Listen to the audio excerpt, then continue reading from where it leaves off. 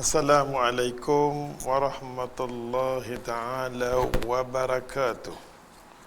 Alhamdulillah thumma alhamdulillah.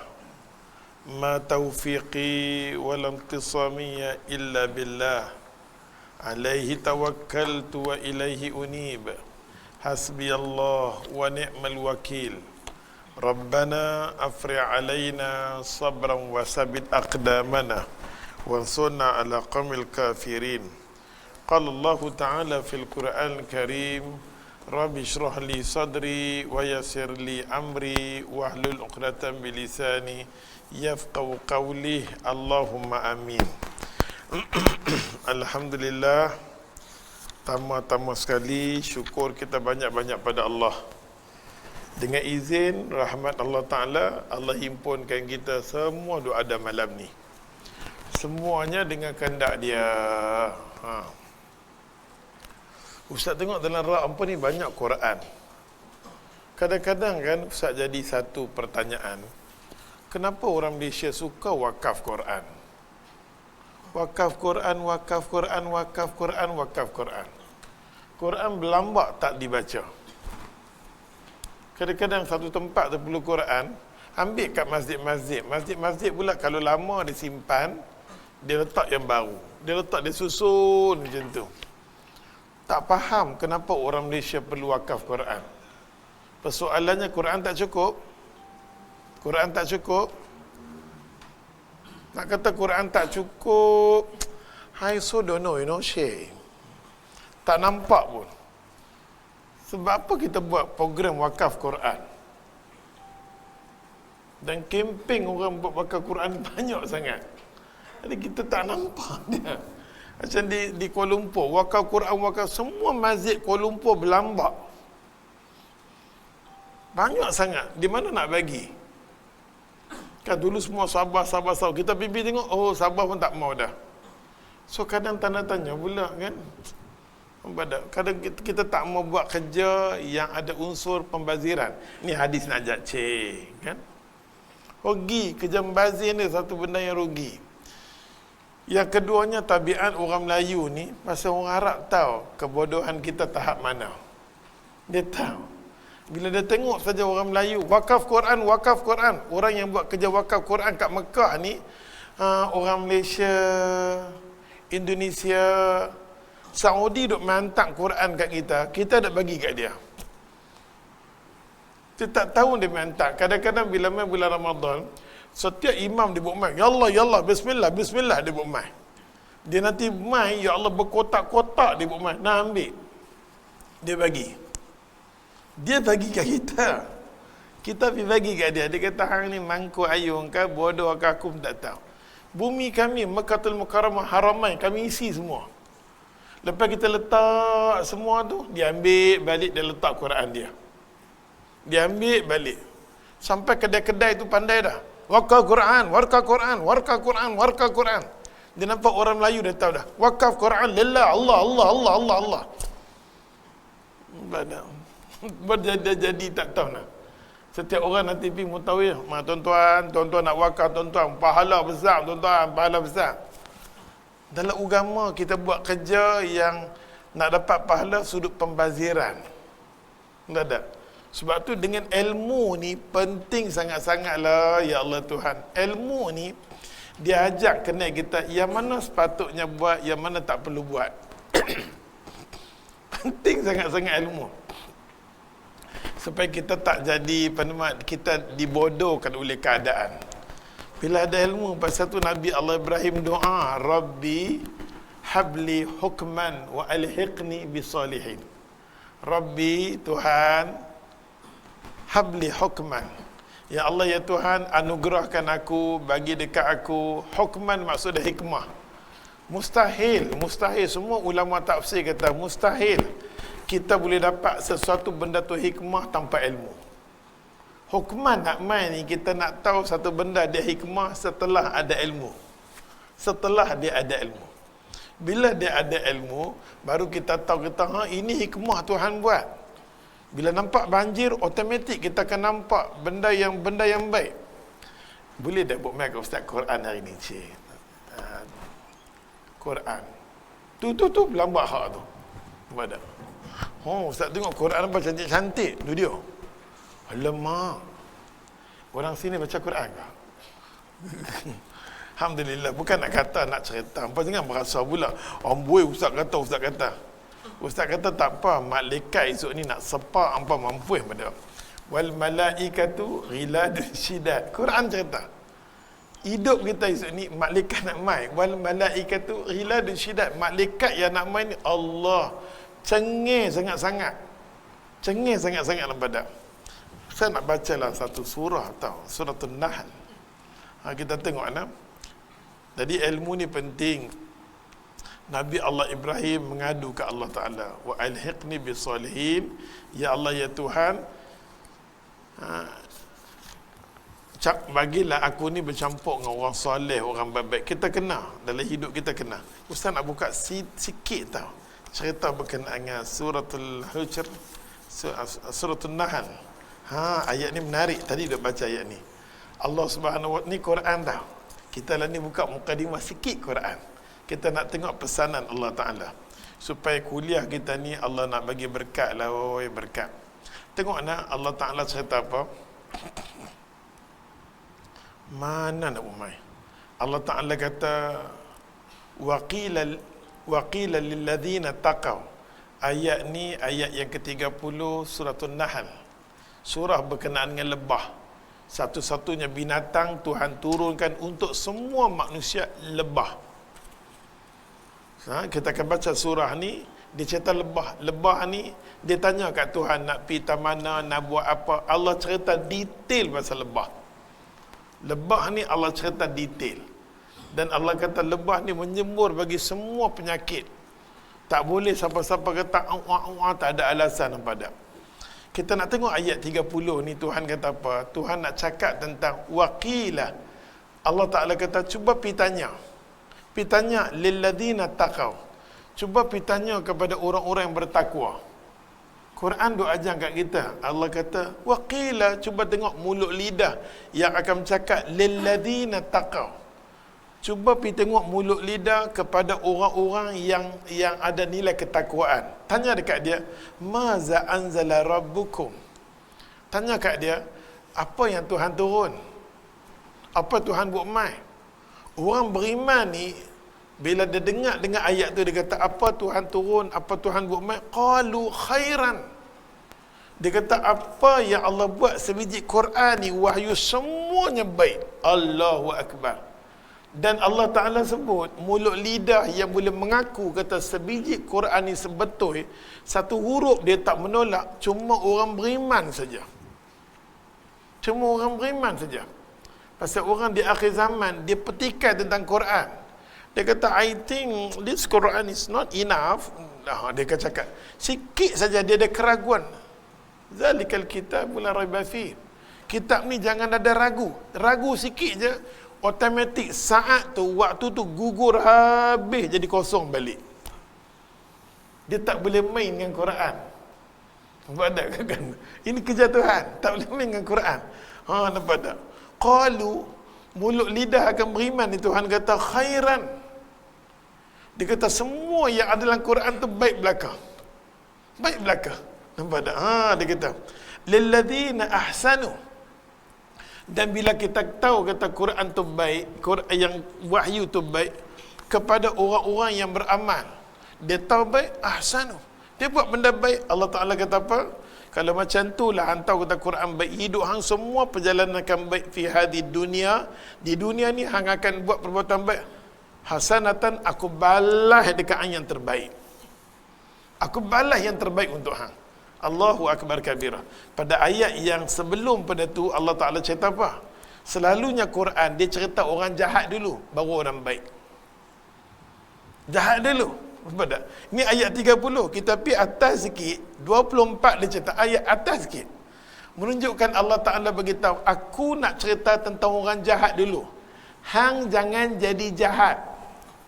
Quran Allah cipta kita, dia tahu orang yang macam mana nak beritahu kat kita. Dan Allah buat perbandingan. Tengok diri hang. Hang berkenan tak berkenan, hang suka tak suka dengan Quran. Orang beriman tak akan pisah diri dia dengan Quran. Pasal dia tahu Quran tu sendiri akan jadi teman aku di dunia. Teman aku hidup di dunia, siapa-siapa teman aku. Walaupun isteri aku, dia tetap berpisah dengan aku. Belum tentu dia akan bersama dengan aku. Tapi Quran, dia akan hidup dengan kita. Dia hidup dengan kita sekali di dunia, kita nak baca dia bersama sekali. Masa kita masuk dalam lubang, liang lahat, dia awal-awal masuk. Bahkan diperluaskan kubur sampai 70, 40 sampai 70. Jadi taman daripada taman syurga. Jaminan Quran. Bukan setakat tu. Kita duduk di kubur, dia kata mu'nisan, aku bagi hang seronok. Kita masuk dalam kubur, kita rasa nak gelisah, tak. Orang duduk di atas, dia dah baca, hang jangan takut. Kalau dia jawab, hang lagi takut pada aku tak takut. Pasal kita duduk di atas, kita tak, jangan takut. Cik Den jangan takut. Kalau dia tanya, jawab. Soalan ni bocor lama dah. Subhanallah al-azim. Kita tengok Quran janji, aku teman hang di kubur, aku teman hang di titik sirat, aku bawa hang, aku usungkan sampai aku tunjuk di mana pintu syurga dekat hang. Hang dah masuk duduk syurga, dan roh hang esok ni bila masuk tairul khudrin, bila roh tu duduk ada dekat sekok burung, aku kata selamat tinggal, kerja aku selesai. Aku seronok tengok roh hang pintas situ. Itu peranan Quran dengan kita. Terpulang sejauh mana kita yakin Quran akan hantar kita kepada Allah. Pasal dia main daripada Allah, kita pegang dia nanti bawa kita menghadap Allah. Subhanallah. Dalam masa yang sama, kita tanya diri kita bila main kuliah ni, jangan semangat kuliah saja. Kuliah ni akan tinggal kuliah bila mana kita tak bersama dengan Quran. Jiwa kita tak boleh hidup. Imam Ghazali kata, mustahil kita kata jiwa kita hidup tapi Quran jauh dengan kita. No. Bila umur dah sampai 50 ni, satu umur ya, ma qaddamat lighat. Tuhan tanya, hang sedia belum? Ma qaddamat lighat. Imam Qurtubi kata, bila dah mai satu tahap umur 50, yang kata Quran tanya, ma qaddamat lighat, apa hang buat persiapan? Esok nak pergi jumpa dengan Tuhan, apa hang buat? Aku Tuhan, hang coy beranak di dunia ni, mak hang ada, bapa hang ada, aku bagi kehidupan hang. Sampai hang tengok kehidupan dengan banglo, dengan semua aku bagi. Apa hang nak bagi kat aku? Apa hang nak bagi kat aku? Apa nak bawa kat aku? Allahu Akbar. Tuhan bagi kita hidup special. Dalam masa yang sama, Quran kata apa? Tengok. Allah Ta'ala kata, cuba tanya kepada jenis kita bahasa Pulau Pinang, kata 6 Jahannam ni. Bahasa mudah, masa mudah. Ni nafsal lain ni mampu apa, dia tak faham apa nama. Dia ingatkan gambar 6 Jahannam. Quran kata lagi, wa idza qila lahum, tanya pula Allah kata, ayat yang 24. Quran kata, tanya pula, dia kata, ma anzala rabbukum, tanya pula pada orang yang sebaliknya. Orang yang tak cantik iman ni, tanya dekat dia, automatik dah dia gelap. Kalau ikut riwayat Quran, dia kata qalu asatirul awalin. Asatirul awalin, maksud kata Quran ni satu benda yang dongeng. Apalah Nabi duk cerita tentang Nabi Adam, dia sendiri tak tengok Adam. Dia sendiri tak tengok Adam, dia duk cakap masalah Adam ni. Habis dia kata Nuh, kapal Nuh. Tentu gila ke?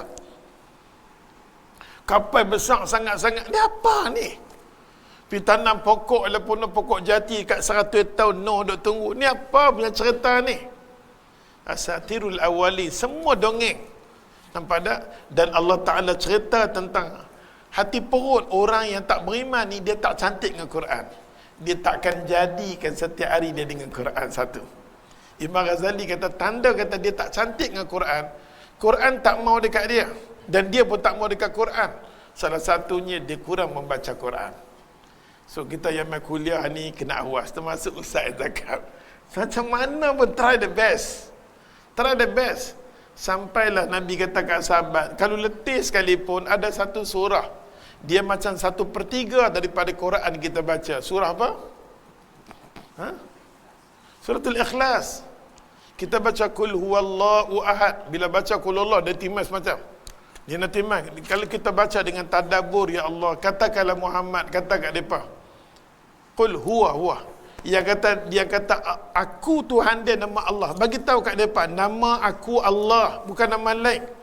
Aku bukan Manatun, Al-Uzza, Al-Lata, bukan yang tu. Aku Allah. Aku satu. Aku tak ada share-share kuasa-kuasa dengan lain semua. Macam malam ni dia turun, besok cuti kan. Tak ada, aku bukan jenis macam tu. Bukan aku jenis bukan macam tu. Nampak tak? Tapi kena awas kan. Tapi Quran suruh cakap macam tu. Quran suruh cakap yang tu tak betul. Aku Allah. Dia ajak sembah pada aku, jangan sembah pada yang lain. Allahus Samad. Samad pada maksudnya semua bergantung dengan Allah.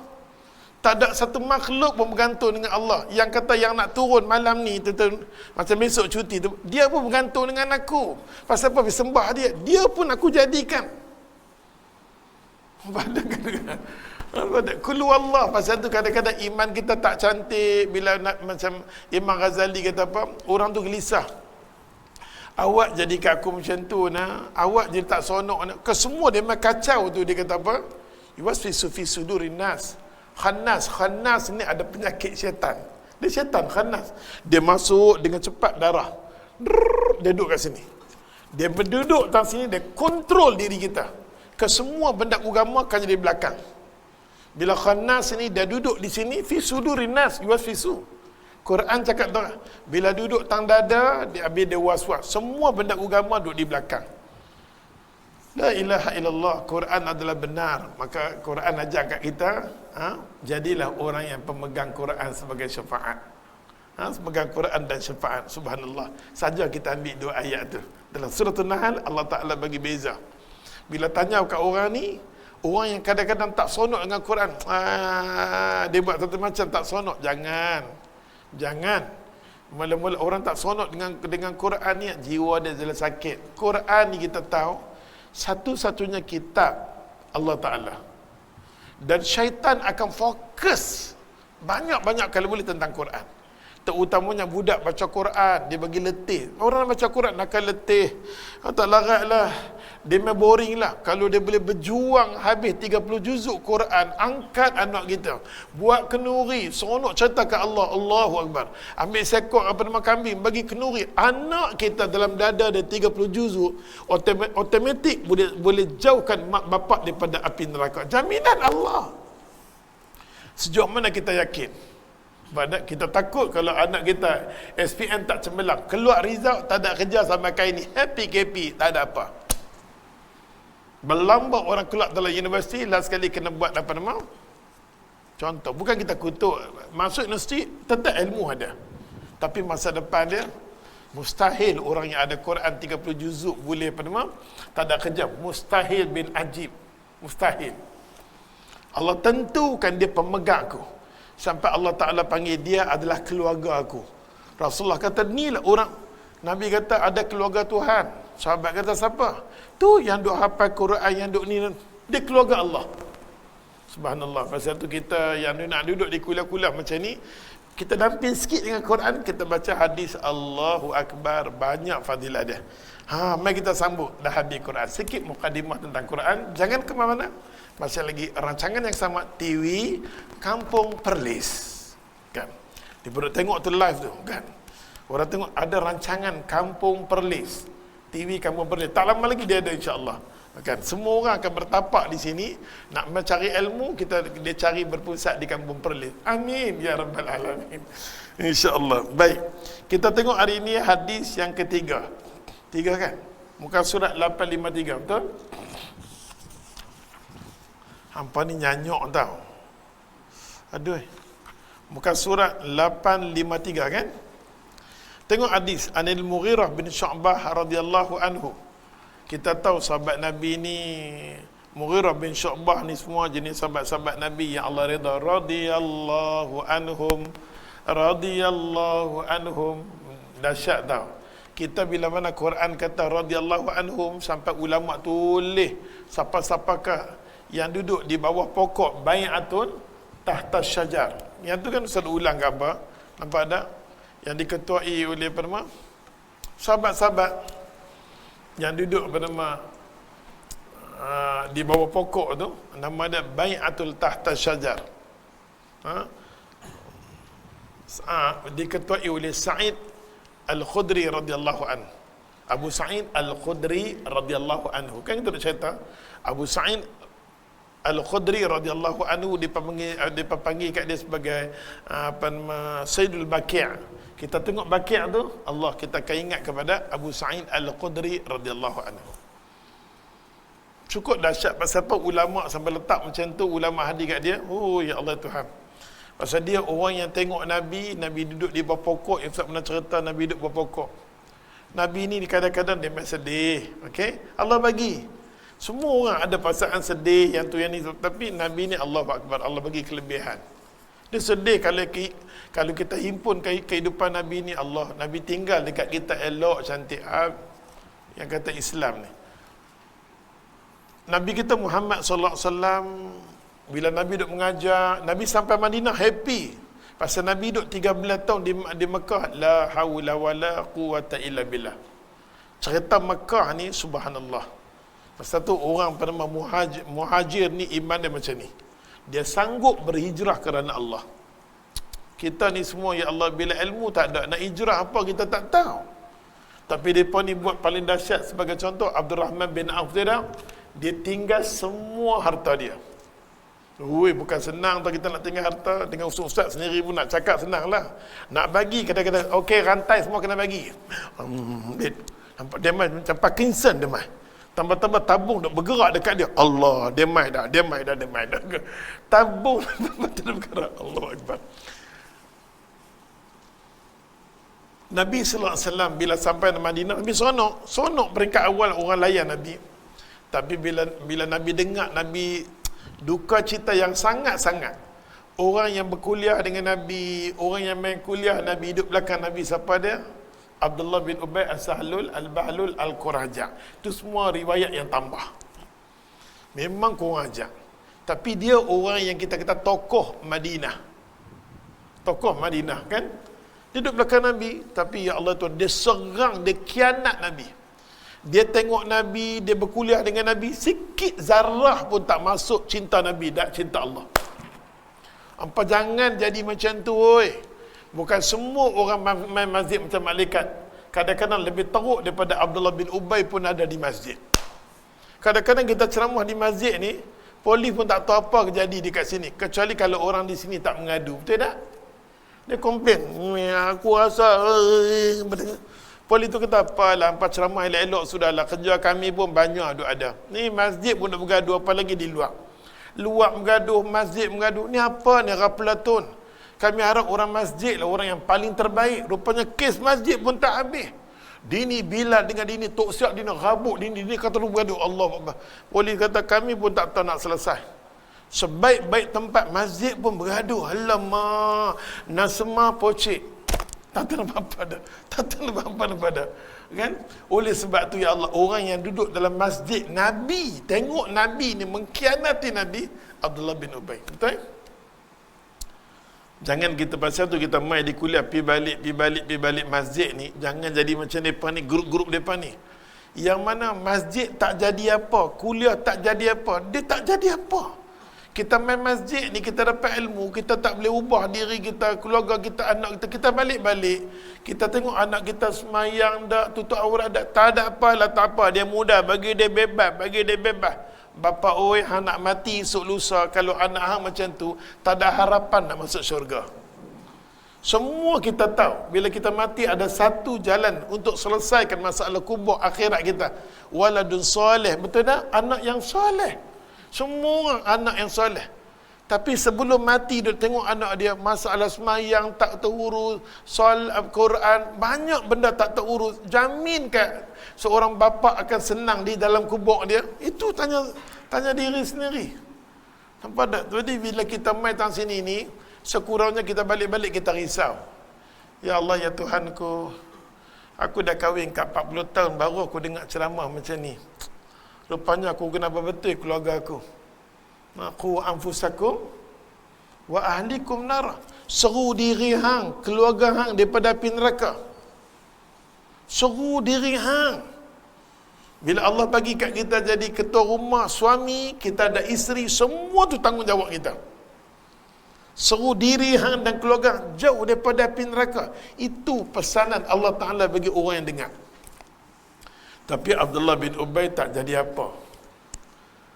Tak jadi apa, ya Allah Tuhan. Sampai dia sedih, dia nak bagi retak keluarga Rasulullah. Dia kata Aisyah berzina. Sampai orang Yahudi yang sayang Nabi ludah kat Nabi. Penipu Rasulullah. Orang yang mai kuliah Nabi, dia bagi hilang kepercayaan pada orang lain. Satu tu kadang-kadang orang yang menjatuhkan para ulama ni orang dekat dengan dia, bukan orang jauh. Saya tahulah, saya nak bawa dia selalu, saya tahu macam mana, nampak tak? Sedangkan agama suruh tutup aib orang tu. Walaupun kita tahu ada aib dia, tutup aib dia. Aku Tuhan, aku janji akan tutup aib hang di pada mahsyar esok ni. Tuhan suruh tutup aib. Walaupun kita tahu aib dia, Tuhan suruh. Kalau hang boleh tutup aib dia, aku tutup aib hang. Tapi kawan ni cerita tentang Rasulullah. Sampai Rasulullah keluar, Nabi sedih. Orang yang sayang dekat aku sampai Nabi bakat kan ke muktamar. Nabi duduk di bawah pokok, Nabi menangis.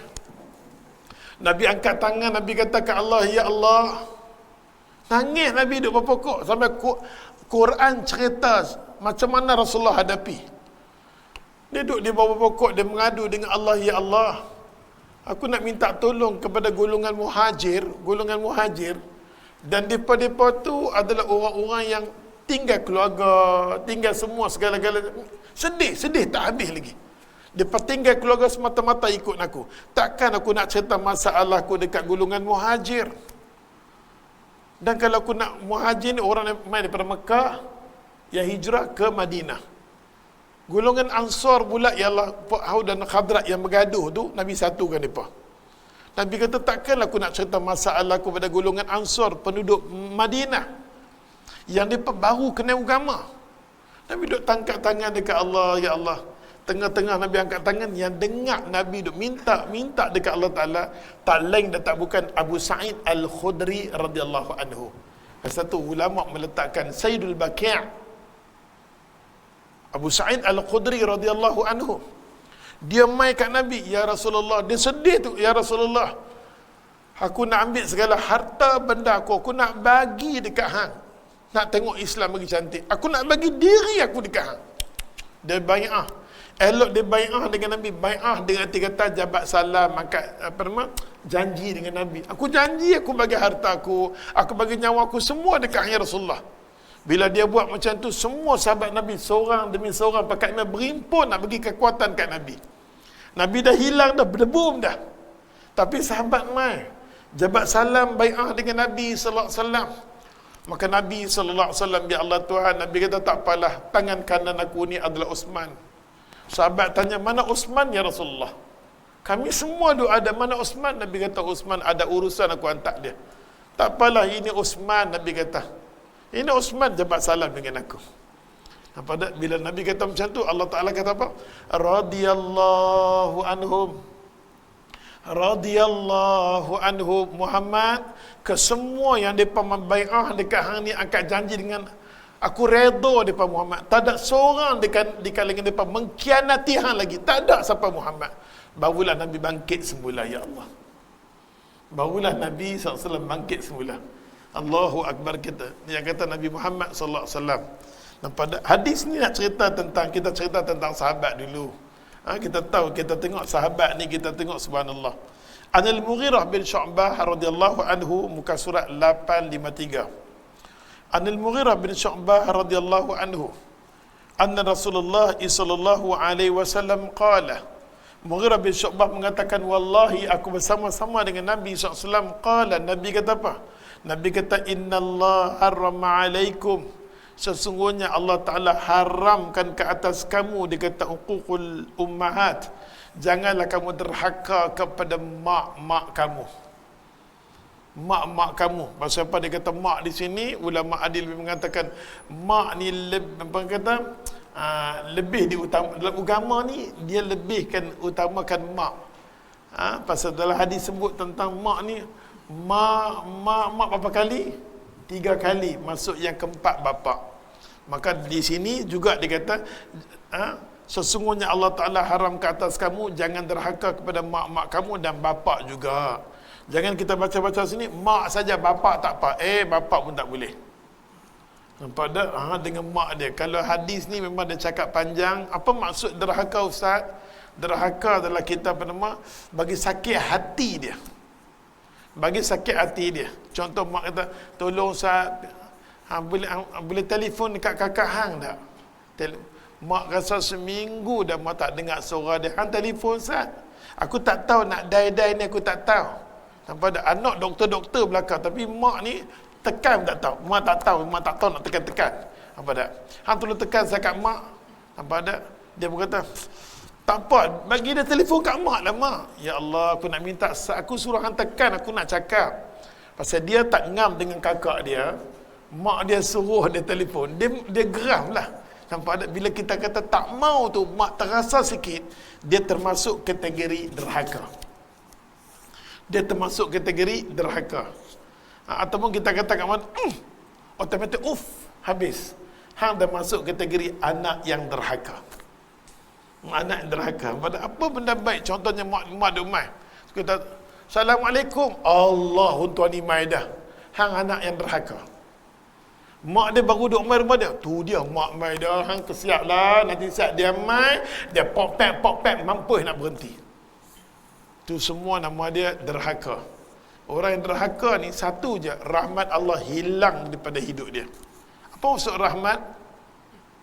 Tak ada pintu kebaikan, pintu keberkatan, apa pun tak ada. Kita cuma buat dekat mak kita benda macam tu je. Mak, mak kita senyum, redha dengan kita. Dan Allah buka kebaikan, pintu keberkatan, pintu kebaikan, dan. Ui, dahsyat. Kita nak lulu periksa mak, cik, tak boleh nak apa mak. Tak apa mak doakan hang. Doa mak cukup bagus tak? Tu budak-budak yang hafal Quran kadang-kadang ni 80% adalah ada pada mak bapak. Kadang-kadang mak ni Allah duduk di rumah, duduk tengok televisyen, tolong bayangkan anak awak hafal Quran. Pagi-pagi pukul 5 dia bangun. Dia bergerak, bangun. Dia mandi, Allahu Akbar. Bangun, mandi, cepat mandi. Pukul 5 memang dia arahkan mandi. Macam kami 4:45 mandi. Pukul 5 dia start dah nak sembahyang tahajud. Dia start dah. Habis dia sembahyang setengah jam, okey start Quran. Mak dia tidak. Bayangkan. Senang pada pengorbanan anak buat pasal tu. Anak-anak kata, mak, cik nak tu, nak ni, mak pasal anak kita hafal Quran, berjuanglah tak apalah. Bagaimana? Mak, cik nak makan tu, mak. Pasal dia sanggup korban berjam-jam untuk mak bapak dia. Setiap kali dia baca, dapatkan mak bapak dia. Setiap kali. Kadang-kadang mak duduk di rumah rasa, ya Allah tenang aku, ya Allah tenang. Yang menyenangkan kamu adalah anak kamu yang sedang membaca Quran. Terutamanya Imam Ahmad bin Hanbal kata, seorang anak yang membaca Al-Quran yang telah dikekahkan terus sampai kepada mak bapak dia. Tapi kalau kita anak tu dah hafal Quran, kita tak kekahkan, wallahu alam. Susah nak kata amalan tu sampai kepada mak bapak. Tak satu bab akikah ni penting, hubungan dengan Allah Ta'ala ni penting. Nampak tak? Kita berkata, Ustaz, saya ni umur dah 80. Saya tak tahu saya kekah tak kekah. Kekah lah ni umur 80. Kalau mengikut pendapat Imam Ahmad, selesai dulu masalah kekah, baru dia pergi pada korban. Itu ada pula selisih. Contoh nak cerita ni kata lepas kan. Betapa pentingnya apa nama akikah ni baik. Dia masuk macam-macam bab, salah masuk tu dia. Nak cerita kata jangan derhaka pada mak bapak. Jangan derhaka mak bapak ni macam-macam ulama kata. Tak redha dengan mak, tak puas hati dengan mak, tak suka dengan mak pada. Tentang kita bagi sakit hati dia. Tapi kalau mak ambil harta kita, yang ni pun ulama berselisih faham. Pasal sahabat Nabi mengadukan Nabi, ya Rasulullah, mak aku ambil harta aku. Nabi kata, hang dan harta hang milik mak bapak hang. Nampak tak perbahasan Nabi? Hang dan harta hang milik mak bapak hang. Apa mak hang nak kena bagi. Tu dia. Tu dia. Nampak tak? Tapi ulama kata, adakah dia termasuk derhaka? Tak. Itu ulama berbahas. Tak. Sebab kalau dia hak dia, mak dia ambil, mak dia bagi kat abang, mak hak cik mak bagi kat abang, bagi kat aku suka dia, bukan aku suka kat hang. Aku tak suka kat menantu aku tu, hang nak kahwin dengan dia sangat, hang tak dapat bagian aku. Pasal dia tak turut mak dia. Aku pilih kat hang punya bagus, hang pilih punya berdengung apalah nak. Nampak tak? Mak jodoh, aku tahu jodoh, tapi hang bagi mampu diri hang tu dia mulut. Dia mak dia kata, aku tak puas hati harta aku nak bagi kat hang. Tak, pasal apa? Nanti dapat kat menantu aku, tak mau. Dia hantu aku. Mak ni pun ambil. Maka hak anak tu mak ambil bagi pada orang lain. Anak tuntut, mak sakit hati, ya sakit, tapi tak termasuk kategori derhaka. Dia tuntut hak dia. Dia cakap dengan baik, mak, ini hak cik mak. Tapi ada anak yang baik, tak apalah ustaz, kalau cakap mesti mak dia kata, aku tak mati lagi, apa dia cakap bab faraid nah? Orang hari ni orang tua-tua, dia belum mati lagi dia pantang cakap. Sedangkan sebelum matilah kita buat proses faraid. Dan pada kita buat siap-siap, di situ ada kelonggaran yang banyak. Lepas mati automatik kena berjalan hukum faraid automatik.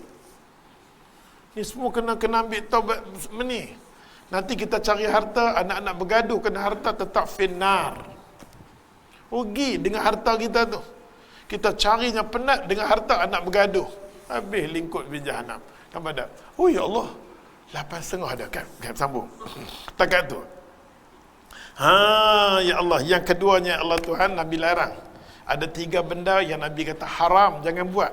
Pertama, jangan derhaka pada mak bapak. Yang kedua, wa'dal banat, jangan tanam anak hidup-hidup. Terutamanya orang dulu beranak anak perempuan sial. Beranak anak coy, dengar perempuan, Allah, ayah. Bahasa kita ketayu lepas ada alamak, dia mengamuk. Zaman dulu ya Allah, masa tu ulama kata apa? Manusia yang mula-mula sekali berlaku dalam buku ni bagus tau. Imam Sana'i kata, dikatakan bahawa orang yang pertama sekali melakukan perbuatan ni Qais bin Hashim At-Tamimi. Dia yang first sekali. Dia kata wallahi haram.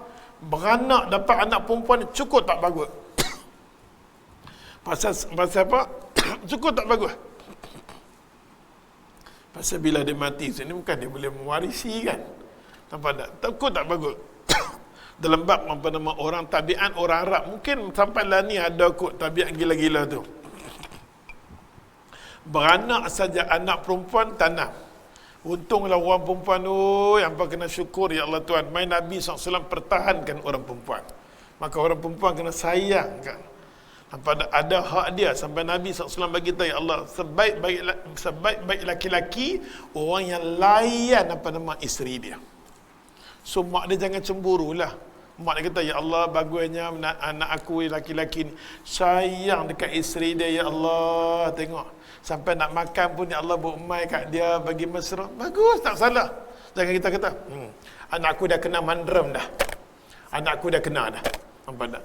Tak boleh. Biar dia laki bini, biar kita hidup dalam keadaan okey. Aku tengok dia turut semua.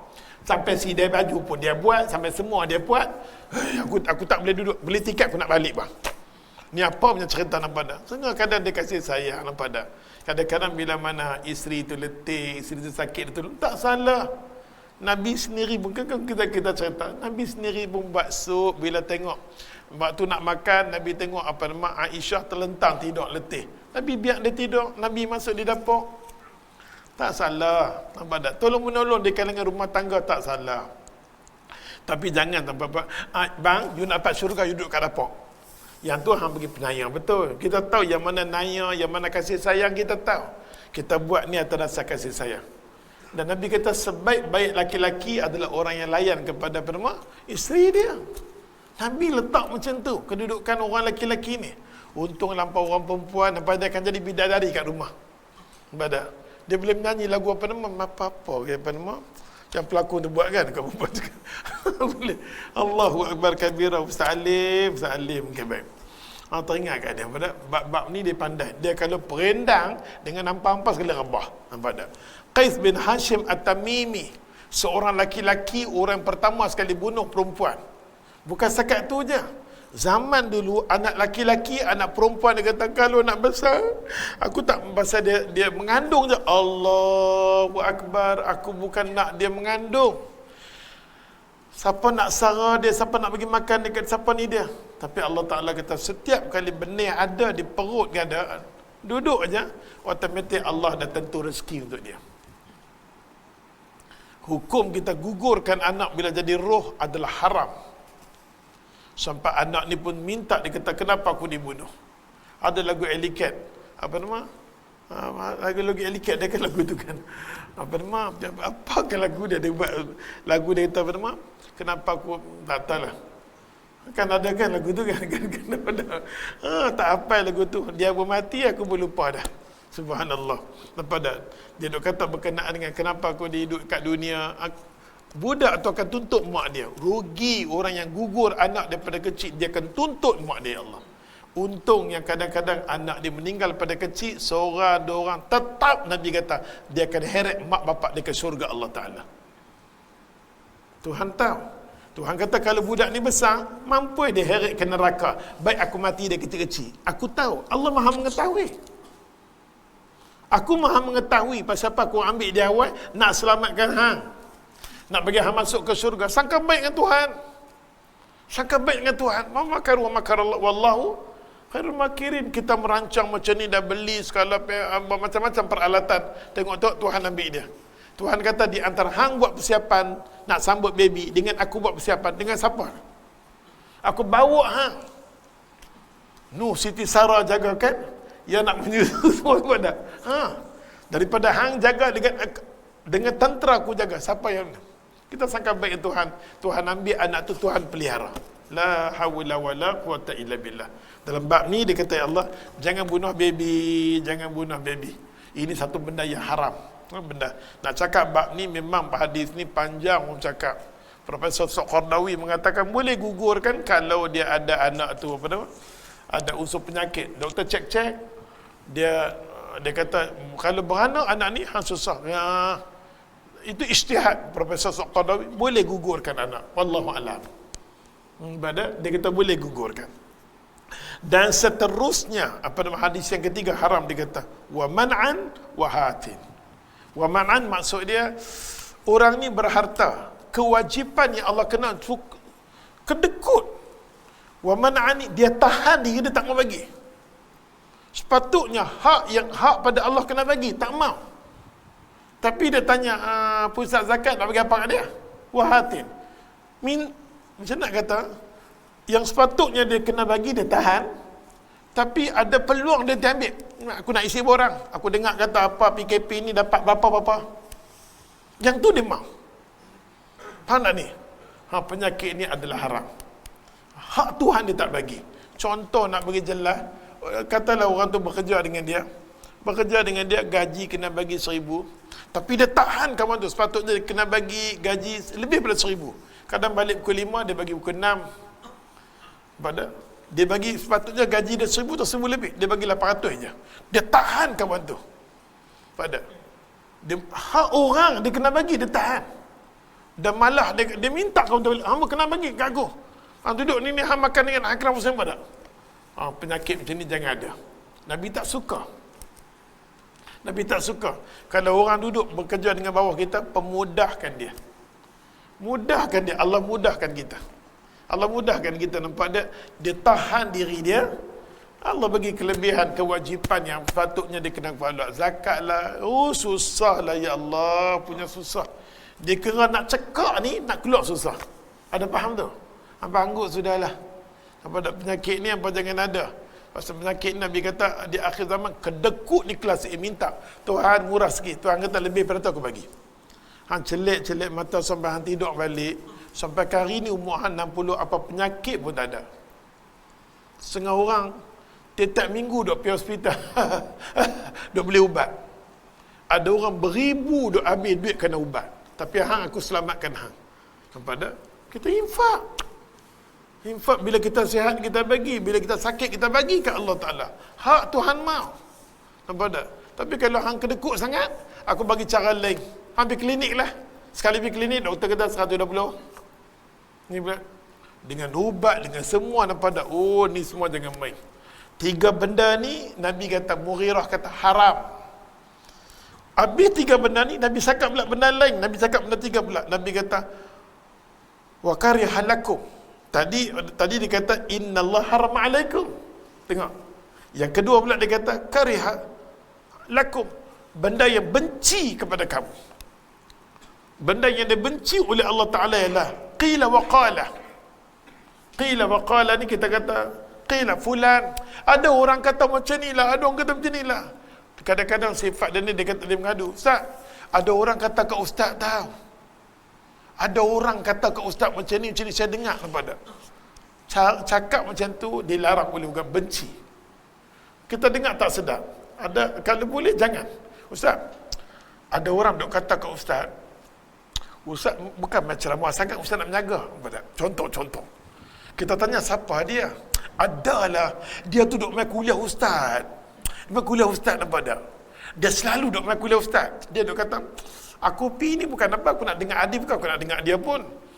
Lepas dia menjaga tu, aku bangun dah. Aku tahu mesti nak promote menjaga. Kita pun tanya kat dia, siapa dia? Kita jadi suasana macam tu makruhkan oleh agama. Agama benci. Jangan. Kalau kita dengar sekali pun, tutup, bagi selamat.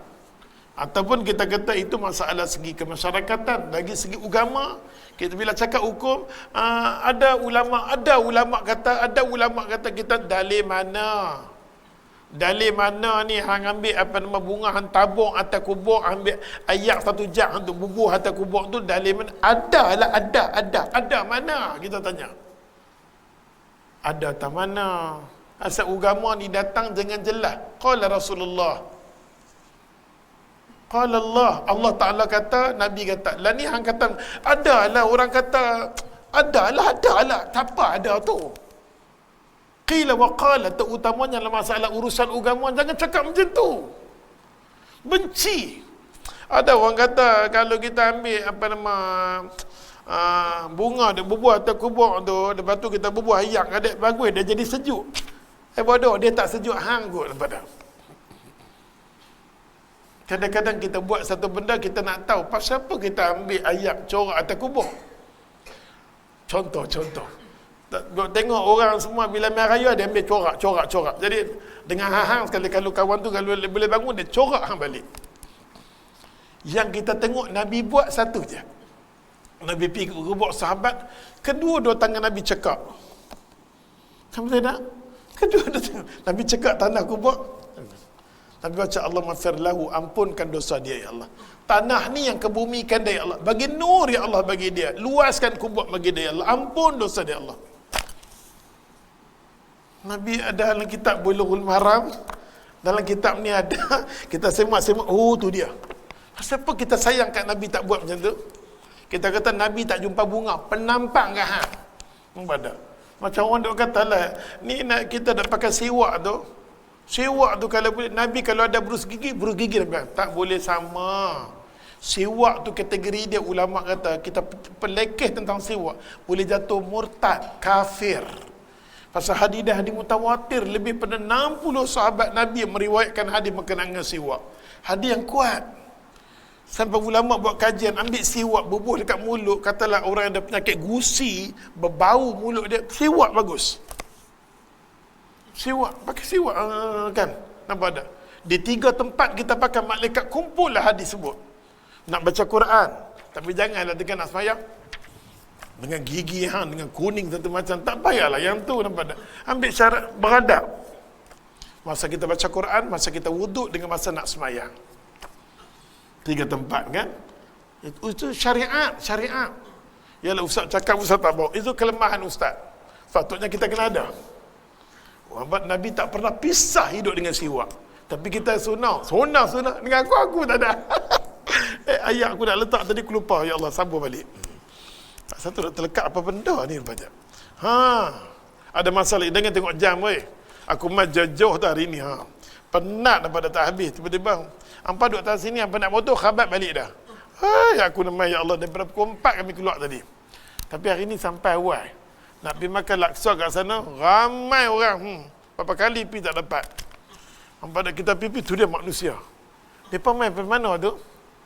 Tak habis lagi kan cuti.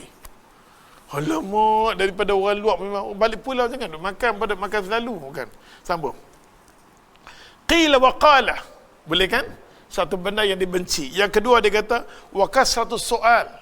Ustaz nak bagi habis sikit ada ni. Wa kasratus soal, banyak tanya. Tanya tu kadang-kadang boleh melemahkan iman dia. Peringkat awal mengaji dulu. Ustaz nak tanya ni. Betul ke dia kata pada Adam alaihi salam ni kira dia yang mula-mula sekali manusia yang mai? Ialah perbahasan. Kita kata dia manusia yang terawal sudah. Walaupun kita tahu sebelum Adam datang Adam, ada lagi Adam. Betul tak nafikan? Pasal bergantung pada tafsir Quran. Ada mengatakan 1600 tahun sebelum kedatangan Adam manusia dah ada dah. Pasal tu malaikat kata, ya Allah, nak cipta manusia yang pernah berlaku pertumpahan darah. Pasal malaikat pernah jumpa manusia. Bergaduh. Berratusan tahun mereka bergaduh. Ribuan tahun mereka bergaduh. Tiba-tiba nak cipta Adam ni lagi. Yang tu yang malaikat tak mau Allah cipta Adam. Sebab dia tengok manusia, betul. Tapi kita pun nak tanya, Ustaz, nak tanya Adam jenis macam mana? Aku sendiri pun tak tahu. Dan cuma Quran cerita Adam. Maka kita tahu Adam alaihissalam satu manusia yang terakhir nama dia Adam. Adam dulu, ia memang ada. Kita dengar macam tu sudah. Kita nak tahu, Ustaz, Adam yang main mula-mula sekali bila? Mampu aku nak tahu. Maka dia kata, ada benda yang Allah kita tak perlu. Ustaz nak tanya ni, yang kata Allah ni, kita kadang-kadang main. Allah bagi malaikat maut, Ustaz. Saya nak tanya soalan. Dia main tak? Pada kesemua soalan bukan tak boleh. Setelah kita pujuk diri kita dengan agama, dia nanti main. Hari pertama main nak minta Ustaz, nak tanya. Satu hari berjuta orang kena COVID mati. Malaikat maut satu. Macam mana cara sambut nyawa? Benar. Nampak dia tanya soalan. Bukan tak boleh dengan hang kerekok satu macam. Tak, saya nak tanya ni, malaikat saya kadang dia mai. Pasal syaitan kat hang banyak. Was-was. Bukan tak boleh, nampak dia kata. Saya dia tanya, ni balik pulang, malaikat demai balik pulang. Macam mana KL orang mati? Dia lari sana lah. Tak London je. Soalan tu bagus dia tanya. Tapi itulah, bila kita mengaji, kita sonok dengan agama. Nabi pergi Isra' dan Mi'raj. Nabi sendiri tengok malaikat maut duduk di bawah arasy Allah. Dia duduk di bawah arasy Allah, ya Allah Tuhan, di antara lutut ke lutut itu dunia. Dunia semua ni lutut ke lutut dia. Dia cuma tengok macam tu je. Bila dia tengok, dia ada, setiap kali dia tengok, dia ada malaikat-malaikat yang bekerja di bawah dia. Berapa juta, wallahu alam. Tapi malaikat maut di bawah dia, dia tengok saja, ya Allah, pandangan dia.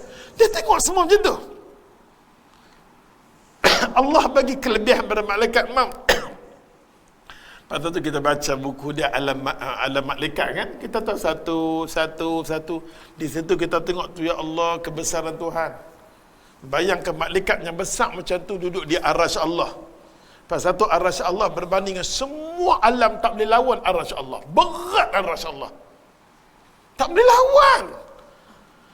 Pasal tu orang yang zikir subhanallah ni sampai kepada atas pada Sidratul Muntaha, arasy Allah. Itulah tempat subhanallah wa bihamdi, subhanallah wa bihamdi, subhanallah wa bihamdi. Tempat dia malaikat. Pasal tu Nabi suruh kita sebut zikir pagi subhanallah wa bihamdi 100 kali. Subhanallah wa bihamdi petang. Sampai didengari oleh malaikat. Esok ni kita mati, dia lah akan turun. Tapi bila sebutan ni tak ada kat kita, siapa nak turun tolong kita, nampak tak? Aduh, faham kan ni? Ni hadis tak habis lagi, nampak tak? Bukan tak boleh. Bila kita dengar cerita Isra Mi'raj, Nabi tengok malaikat subhanallah besar. Malaikat maut. Dia tengok saja, ada setiap kali kita mati ni, ada 4 malaikat akan main kat kita. Kan kita baca hadis Imam Qurtubi, Ahwalul Mayit, dia cerita. Malaikat pegang tangan kiri, tangan kanan, kaki kiri kanan. Dia nak tarik kita. Sampai masa satu tahap tak boleh nak tarik. Masa itulah malaikat maut guna tombak. Dia balik. Kena. Keluar pemuntah. Itu riwayat nak cerita. Nak cerita nak kata betapa dahsyatnya roh nak keluar. Tapi sonok kalau orang mengaji ni sonok. Hampa kena gila mengaji. Orang yang mengaji ni kena sonok pasal apa? Pasal Allah Ta'ala panggil satu roh yang benar Allah kata nafsun mutmainnah. Hampa kena ikhtiar. Jiwa yang tenang, nafsul mutmainnah. Irji'i ila rabbiki radiyatan mardiyah. Allah panggil dia keluar. Dia keluar dengan elok. Allah panggil dia. Jiwa yang tak tentram sajalah ya Allah. Terpulanglah bagi kita. Pasal semua kita duduk kat dunia ni tak lama, betul tak? Tak lama dah, tak lama. Balik pula pun nak kata pilih orang lain pula. Ustaz Omar kat sini pun kita tengok balik pula pun dah berubah. Rumah semua dahsyat. Rumah cikgu sebelah-sebelah tu, Allahu Akbar. Semua ada banglo, orang Melayu dah jadi kaya dah. Dah jadi kaya nampak dah. Balik pula pasal tu semua ada aircon. Allahu Akbar kabirah. Subhanallah. Itu pun tak main mengaji. Bodoh lah. Sambung. Tengok dia kata apa kat sini. Yang last sekali, 3 benda yang Allah Ta'ala tak suka. Pertama, jangan kata qila wa qala. Orang ni kata, orang dikata jangan. Masalah agama pun jangan. Wa kasratus soal. Jangan banyak tanya masalah agama. Okey? Dia boleh bawa daripada orang yang banyak tanya ni Bani Israel. Tanya kat Musa, tapi tak beriman pun. Tanya tapi tak beriman pun. Mengaji dulu pelan-pelan. Minta kat Allah Ta'ala buka pintu hati. Yang ketiga, wa idha'atil mal. Wa idha'atil mal ni maksud dia ialah dikata sia-siakan harta dia. Contohnya harta dia, macam nak kata maksud dia kalau dia derma banyak-banyak. Kalau nak derma pun tak boleh, Nabi tegur. Nak ambil semua duit saya. Hang ada anak, ada isteri, bahagian depan jangan lupa. Dah saya nak masuk syurga, saya nak bagi semua. Nabi tegur sahabat, jangan buat macam tu. Hang nak ambil duit nak bagi masuk syurga. Anak ada anak, ada keluarga, walaupun nak buat kebajikan jangan. Dia termasuk kategori membazir cara hang. Kadang-kadang kita tahu, Ustaz, saya bagi fee, saya nak dengar cerita Abu Bakar, Ustaz. Abu Bakar bagi semua, saya pun nak bagi semua. Hang tak sampai tahap tu, oi. Sebab dah. Maka agama kata kita kena derma pun ala kadar. Dia dengar, saya nak bagi 4-500. InsyaAllah Allah bagi 4 juta. Sebab dah. Kita bukan tahap tu. Kita bukan macam Abu Mamah Al-Bahili, nampak tak? Ya betul, kita nak try nak jadi, nampak tak? Kadar keimanan kita, kadar semayang kita, kadar Quran kita. Dengan cara kita ni, okey? Cara kita ni, kita tak ni lagi. Setengah orang betul, fi sabilillah, ya Allah. Lepas tu dia sanggup, itu lain. Setengah orang tu lain. Tapi kita bagi-bagi lepas tu, tak ada aku nak hutang. Dia mendaruratkan kita.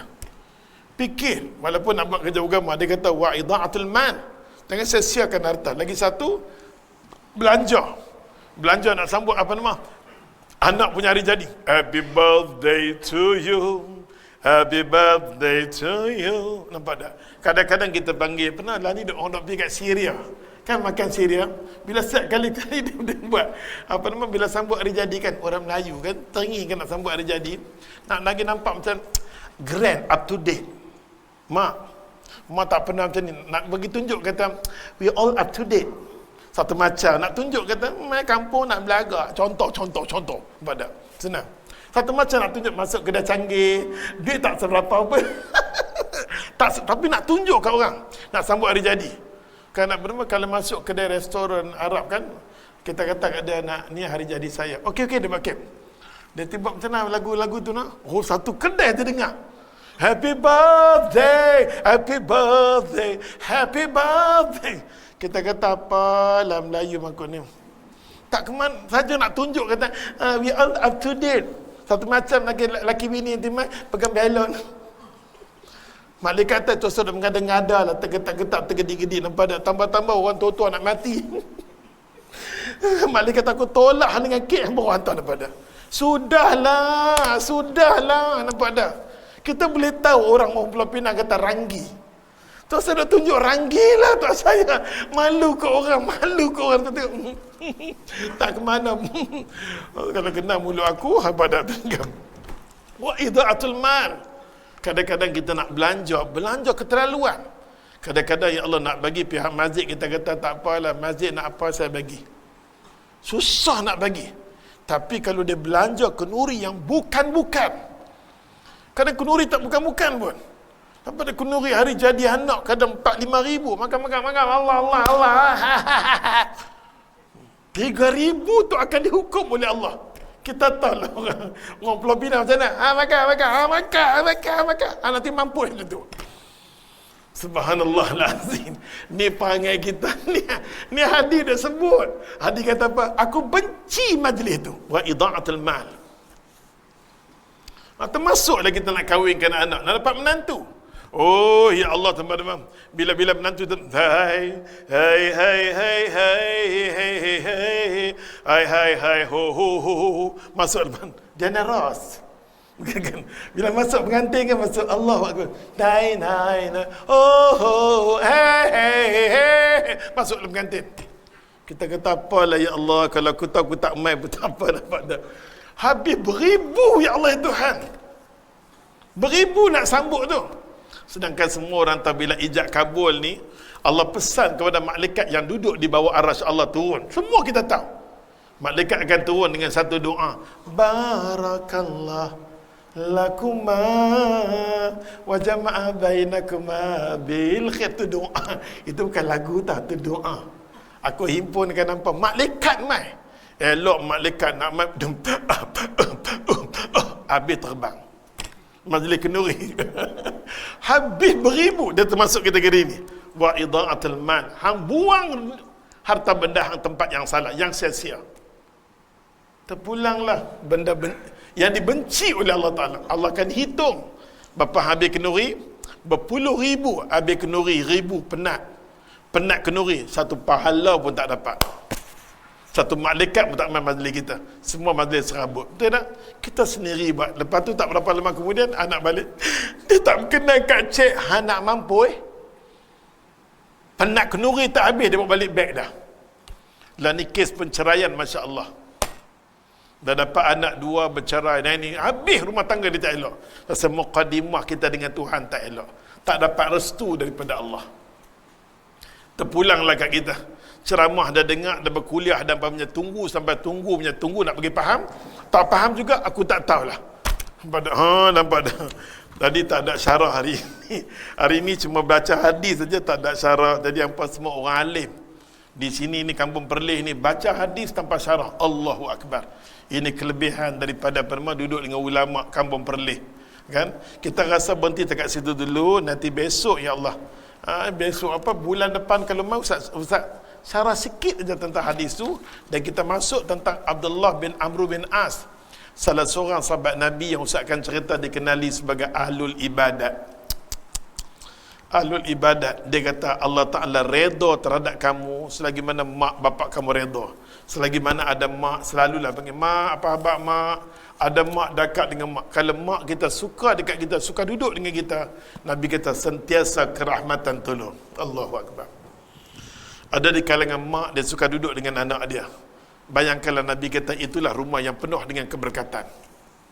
Nabi bagi isyarat kat sahabat, kalau kita ada masalah, pergi cari orang yang jaga mak dia. Doa paling mustajab sekali. Pergi cari.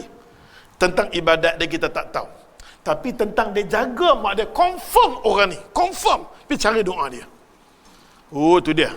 Radiyallahu, tajuk yang akan kita akan sambung bulan depan berkenaan dengan Abdullah bin Amr bin As, kata betapa redanya Allah Ta'ala terhadap dia selagi mana mak dia suka sayang dekat kita.